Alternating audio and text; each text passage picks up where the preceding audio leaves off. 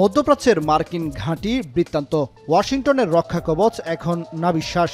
ইরানের সঙ্গে যুক্তরাষ্ট্র ও ইসরায়েলের যুদ্ধে সবচেয়ে বেশি আলোচনায় এসেছে মধ্যপ্রাচ্যের মার্কিন ঘাঁটি প্রসঙ্গ। এই অঞ্চলের বর্তমান উত্তাল ভূরাজনৈতিক পরিস্থিতিতে মার্কিন সামরিক উপস্থিতি এবং তাদের কৌশলগত পদক্ষেপগুলো অত্যন্ত তাৎপর্যপূর্ণ। বিশেষ করে ইরানের সঙ্গে সংঘাত ও লোহিত সাগরের নিরাপত্তা রক্ষায় মার্কিন ঘাঁটি ও বাহিনীগুলো সক্রিয় ভূমিকা পালন করছে। অন্যদিকে ইরানের কাছে মার্কিন গোষ্ঠীর টুটি হয়ে উঠেছে মধ্যপ্রাচ্যের এসব ঘাঁটি, যেন তেহরানও সময় মতো চেপে ধরেছে। এক মাসের বেশি সময় ধরে যেখানে হামলা অব্যাহত রেখেছে পারস্যের বর্তমান নেতৃত্ব। প্রশ্ন হলো, মধ্যপ্রাচ্যের দেশগুলোতে ঠিক কবে থেকে ঘাঁটি গাড়ছে মার্কিন যুক্তরাষ্ট্র? 6 দশকের বেশি সময়ে কোন দেশে কত শক্তিশালী ঘাঁটি তৈরি করা হয়েছে? এইসব বিষয়ে বিস্তারিত প্রতিবেদন প্রকাশ করেছে আল জাজিরা, বিবিসি ও ব্রিটিশ সংবাদ সংস্থা রয়টার্স। মধ্যপ্রাচ্যে যুক্তরাষ্ট্রের প্রথম সেনা মোতায়েন হয় 1958 সালের জুলাইয়ে। বর্তমানে কাতার, বাহরাইন, কুয়েত, আরব আমিরাত ও সৌদি আরবে যুক্তরাষ্ট্রের সেনা উপস্থিতি রয়েছে। ঘাঁটি পরিচালনার মাধ্যমে আকাশ ও নৌবাহিনীর কার্যক্রম পরিচালনা, আঞ্চলিক সরবরাহ ব্যবস্থা বজায় রাখা, গোয়েন্দা তথ্য সংগ্রহ এবং সামরিক সক্ষমতা প্রদর্শনের কাজ করছে তারা। শুরুতে লেবানন সংকটের সময় বৈরুতে সেনা পাঠায় যুক্তরাষ্ট্র। সে সময় এক পর্যায়ে প্রায় 15,000 মেরিন ও সেনাবাহিনীর সদস্য অবস্থান করে সেখানে।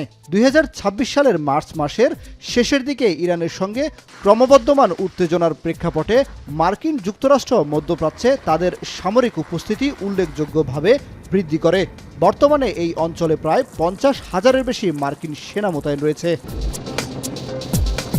মধ্যপ্রাচ্যে যুক্তরাষ্ট্র কয়েক দশক ধরে সামরিক ঘাঁটি পরিচালনা করে আসছে।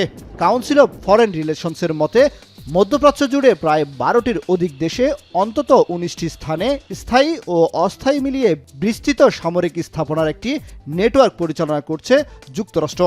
এর মধ্যে 8টি স্থায়ী ঘাঁটি রয়েছে, যা কুয়েত, বাহরাইন, মিশর, সিরিয়া, ইরাক, জর্ডান, কাতার, সৌদি আরব ও আরব আমিরাতে অবস্থিত।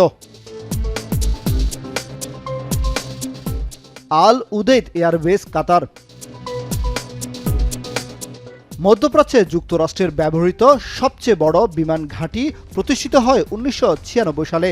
প্রায় 24 হেক্টর এলাকা জুড়ে বিস্তৃত এই ঘাঁটিতে প্রায় 100টি বিমান ও ড্রোন অবস্থান করতে পারে। এখানে প্রায় 10,000 সেনা মোতায়েন রয়েছে। এটি মার্কিন সেন্ট্রাল কমান্ডের অগ্রবর্তী সদর দপ্তর হিসেবে পশ্চিমে মিশর, পূর্বে কাজাকিস্তান পর্যন্ত বিস্তৃত ভূখণ্ডে মার্কিন সামরিক অভিযান পরিচালনা করে। ইরাক, সিরিয়া ও আফগানিস্তানে পরিচালিত অভিযানে এই ঘাঁটির ভূমিকা অত্যন্ত গুরুত্বপূর্ণ। সবশেষ 2025 সালের মে মাসে ডোনাল্ড ট্রাম্প কাতারের এই বিমান ঘাঁটি পরিদর্শন করেন। Naval support activity, Bahrain. United kingdom Naval support facility একটি রয়্যাল নেভি ঘাঁটি, যা 1935 সালের 13 এপ্রিল বাহরাইনে মিনা সালাম বন্দরের অংশ হিসেবে প্রতিষ্ঠিত হয়েছিল। এটি HMS জুলফায়ার নামে পরিচিত ছিল। 1950 সালে মার্কিন যুক্তরাষ্ট্র নৌবাহিনী এই জায়গা লিজ নেয় এবং 1971 সালে বাহরাইনের স্বাধীনতার পর ঘাঁটিটির নিয়ন্ত্রণ গ্রহণ করে। 2014 সালে এটিকে স্থায়ী রয়্যাল নেভি ঘাঁটি হিসেবে পুনঃপ্রতিষ্ঠার ঘোষণা করা হয়। 2018 সালে বাহরাইনের যুবরাজ সালমান বিন হামাদ আল খলিফা ও যুক্তরাজ্যের প্রতিনিধিত্বকারী ডিউক অব ইয়র্ক দ্বারা ইউকে নেভাল সাপোর্ট ফ্যাসিলিটি আনুষ্ঠানিকভাবে উদ্বোধন করা হয়। এখানে মার্কিন নৌবাহিনীর 5ম নৌবহরের ঘাঁটি ও ওই অঞ্চল জুড়ে জাহাজ, বিমান ও বিভিন্ন ইউনিটের নিরাপত্তা নিশ্চিত করতে গুরুত্বপূর্ণ ভূমিকা রাখে। পারস্য উপসাগর, লোহিত সাগর, আরব সাগর ও ভারত মহাসাগরের কিছু অংশ এর অন্তর্ভুক্ত। Camp Arifjan, Kuwait. Kuwait city থেকে প্রায় 55 কিলোমিটার দক্ষিণ পূর্বে অবস্থিত একটি গুরুত্বপূর্ণ মার্কিন সেনা ঘাঁটি ক্যাম্প আরিফজান, যা 1999 সালে নির্মিত হয়। এটি মধ্যপ্রাচ্যে যুক্তরাষ্ট্রের সামরিক অভিযানের জন্য প্রধান লজিস্টিক, সরবরাহ ও কমান্ড কেন্দ্র হিসেবে কাজ করে। মার্কিন বিমান বাহিনী, নৌবাহিনী, মেরিন কোর ও মার্কিন কোস্ট গার্ডের সদস্যরা এখানে অবস্থান করে। ক্যাম্পটি কুয়েত সরকারের অর্থায়নে নির্মিত হয়েছে। যুক্তরাজ্য, অস্ট্রেলিয়া, কানাডা, রোমানিয়া ও পোল্যান্ডের সামরিক কর্মীরাও এখানে মোতায়েন রয়েছে। ক্যাম্প আরিফজান কুয়েত সিটির দক্ষিণে ও সুয়াইবা বন্দর ও কুয়েত নৌ ঘাঁটির পশ্চিমে অবস্থিত। আল দাফরা এয়ারবেস, আরব আমিরাত। সংযুক্ত আরব আমিরাতের আল দাফরা বিমান ঘাঁটি একটি কৌশলগত ঘাঁটি, যা নজরদারি, গোয়েন্দা তথ্য সংগ্রহ ও যুদ্ধবিমান পরিচালনায় সহায়তা করে। মার্কিন বিমান বাহিনীর সেন্ট্রাল কমান্ড অনুসারে আবুধাবির দক্ষিণে অবস্থিত ও আমিরাত বিমান বাহিনীর সাথে যৌথভাবে পরিচালিত আল দাফরা বিমান ঘাঁটিটি মার্কিন বিমান বাহিনীর একটি গুরুত্বপূর্ণ কেন্দ্র, যা ইসলামিক স্টেটের বিরুদ্ধে অভিযান ও এই অঞ্চল জুড়ে গোয়েন্দা কার্যক্রমে সহায়তা করছে। এখানে অত্যাধুনিক F-22 র্যাপটর যুদ্ধ বিমান সহ বিভিন্ন নজরদারি বিমান, ড্রোন এবং আকাশভিত্তিক সতর্কতা ও নিয়ন্ত্রণ ব্যবস্থা মোতায়েন রয়েছে। দুবাইয়ের জেবল আলী বন্দর। দুবাই জেবল আলী বন্দর যদিও কোনো আনুষ্ঠানিক সামরিক ঘাঁটি নয়, এটি মধ্যপ্রাচ্যে মার্কিন নৌবাহিনীর বৃহত্তম বন্দর, যেখানে নিয়মিতভাবে মার্কিন বিমানবাহী রণতরী ও অন্যান্য জাহাজ নোঙর করে। ইরাক। হোয়াইট হাউসের তথ্যমতে মার্কিন যুক্তরাষ্ট্র পশ্চিম আনাবার প্রদেশের আইন আল আসাদ বিমান ঘাঁটিতে অবস্থান করছে, যা ইরাকি নিরাপত্তা বাহিনীকে সহায়তা করে ও ন্যাটো মিশনে অবদান রাখে। 2020 সালে ইরানের ক্ষেপণাস্ত্র হামলা এই ঘাঁটিটিকে লক্ষ্য করে চালানো হয়।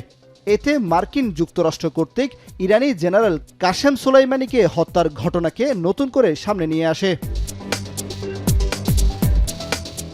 এরবিল এয়ারবেস মূলত উত্তর ইরাক ও সিরিয়ায় আকাশ পথে অভিযান পরিচালনার জন্য ব্যবহৃত হয়। এখানে অবস্থানরত মার্কিন সেনারা কুর্দি ও ইরাকি বাহিনীকে গোয়েন্দা তথ্য আদান প্রদান, পরামর্শ ও সহায়তা প্রদান করে থাকে। সৌদি আরব। সৌদি আরবে থাকা মার্কিন সেনারা সৌদি সরকারের সাথে সমন্বয় করে কাজ করে। আকাশ ও ক্ষেপণাস্ত্র প্রতিরক্ষা সক্ষমতা প্রদান সহ মার্কিন সামরিক বিমানের কার্যক্রমে সহায়তা করে।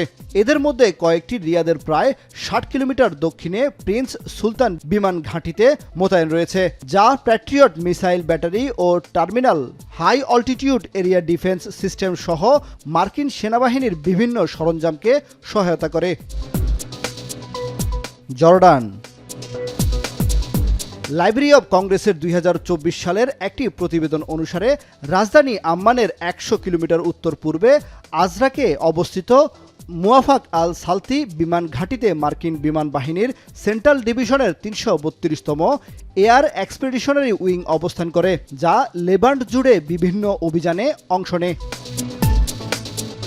কামরুল হাসান জনি, এখন।